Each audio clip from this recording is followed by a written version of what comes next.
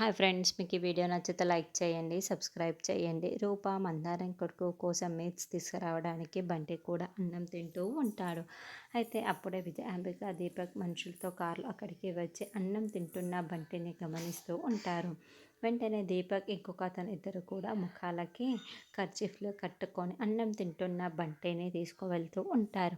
వదలండి వదలండి అని బంటి అరుస్తూ ఉంటే బంటి నోటిని మూసేసి మరి వాళ్ళని పట్టుకు వెళ్తూ ఉంటారు. అప్పుడే మందారం కొడుకు చూసేసి అమ్మ బంటిని ఎవరో తీసుకువెళ్తున్నారమ్మా అని గట్టిగా అరుస్తూ చెప్పడంతో రూప బంటి బంటి అని అరుస్తూ వాళ్ళ వెంటకాలే పరుగులు పెడుతూ ఉంటారు. అయితే బంటిని వాళ్ళు కారులో తీసుకువెళ్తూ ఉంటారు.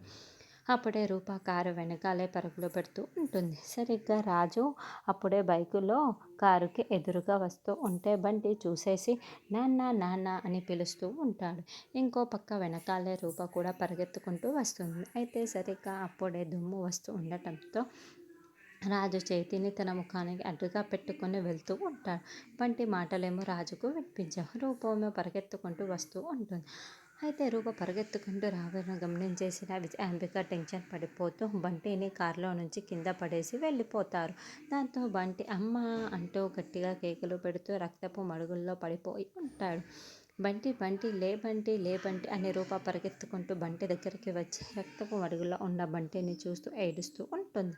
మరి రూప బంటిని ఏ విధంగా కాపాడుకుంటుంది? రక్తం కూడా రూపే ఇచ్చి బంటిని కాపాడుతుంది.